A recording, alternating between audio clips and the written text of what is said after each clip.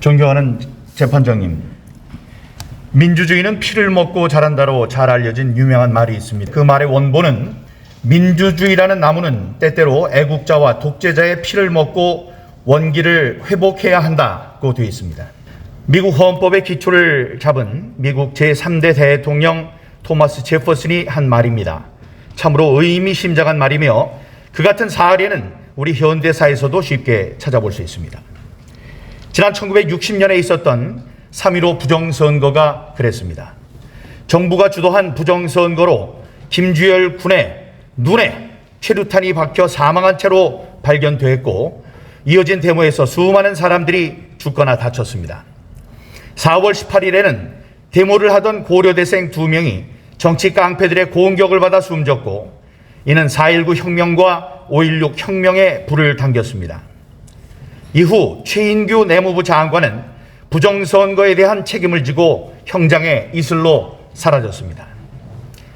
부당한 방법으로 권력 연장을 꿈꾼 위정자와 애국 시민들의 피값으로 자유민주주의에 꽂힌 선거 제도는 지난 60여 년 동안 공정하고 투명하게 지켜졌습니다. 존경하는 재판장님, 부정선거 진상규명을 위해 싸워온 지난 2년을 생각해보면 조롱과 모독, 무시와 비웃음, 정부 권력의 탄압을 견뎌온 인고의 시간이었습니다.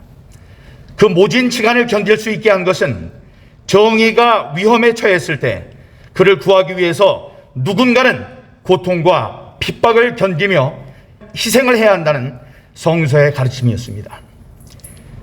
그리고 그 2년간의 시간 동안 우리가 흘리지 않은 것이 있으니 그것은 바로 피였습니다. 눈물과 땀은 원 없이 흘렸지만 피는 아꼈습니다. 그것은 우리 자유 대한민국의 자유민주주의 시스템이 위기에 처했을 때 피 없이도 그를 고칠 수 있을 것이라는 성숙한 자유민주주의의 자정과 복원 능력에 대한 믿음이 있었기 때문이었습니다. 존경하는 재판장님, 간절히 부탁드리오니 우리들의 그 믿음을 지켜주십시오. 존경하는 재판장님, 우리나라 선거 역사상 지금까지 몇 차례 재검표가 있었습니다. 지난 2000년에는 기자 출신인 문학진 후보가 개표 결과 단 3표 차이로 떨어지자 재검표를 요청했고, 그 결과 표 차이가 3표에서 2표로 줄어들었습니다. 단 1표가 줄어들었을 뿐입니다. 지난 2016년에는 인천 부평 갑구에서 우리 재판부 대법관님의 남편인 문병호 후보가 단 26표 차이로 낙선했습니다. 문 후보는 재검표를 신청했고 77일 만에 실시된 재검표 결과 26표의 차이는 23표 차이로 줄어들었습니다. 재검표로 바뀐 표는 단 3표에 불과했습니다. 이런 결과라면 완벽하지 않은 인간이 어쩔 수 없이 저지를 수 있는 실수며, 이런 정도라면 우리 자유민주주의 체제는 굳건하다고 할 수 있습니다.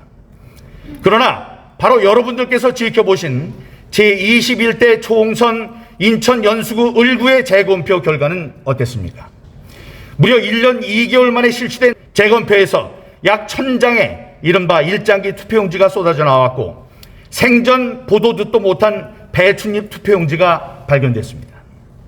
난데없는 300표가 원고의 표에 더해져서 지금 그 책임을 두고 대법원과 중앙선관위라는 두 헌법기관이 다투고 있습니다.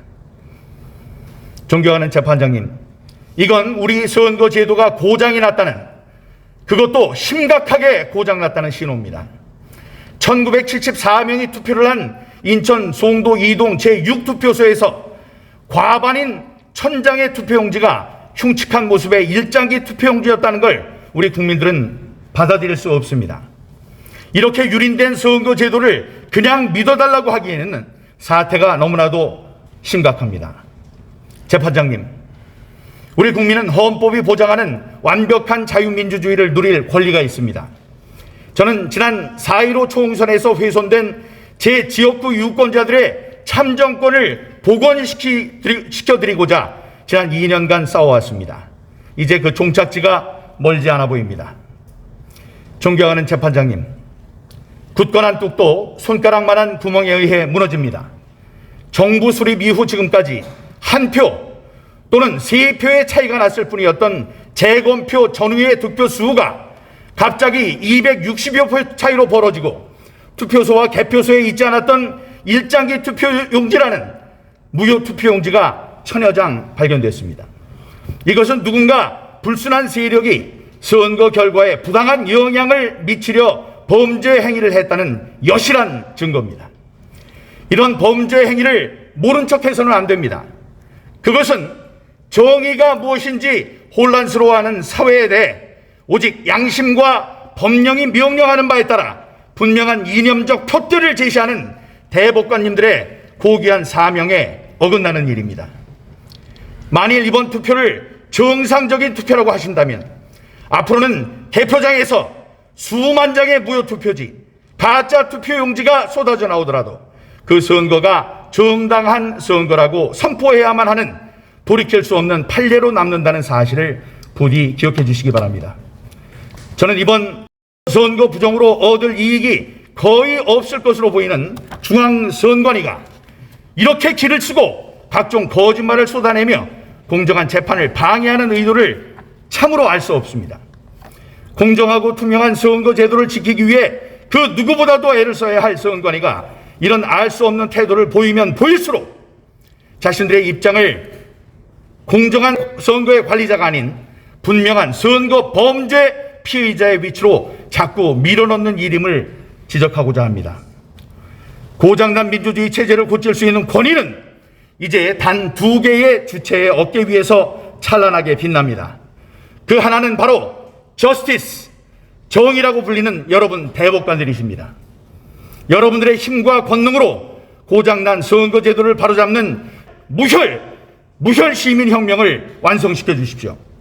여러 대법관님들의 의로운 판결을 우리들은 고대하고 있습니다만 불행히도 그것이 불가능하다고 판단될 때 우리는 또 다른 주체인 민주 시민들의 힘에 기대며 그동안 아껴두었던 피를 흘려야 할지도 모릅니다. 모두에 말씀드린 토머스 제퍼슨은 이런 경우를 위해 민주주의의 최상의 주권자인 국민들에게 또 다른 명언을 남겼습니다. 불의가 제도가 될 때 저항은 국민의 의무가 된다. 경청해 주셔서 감사합니다.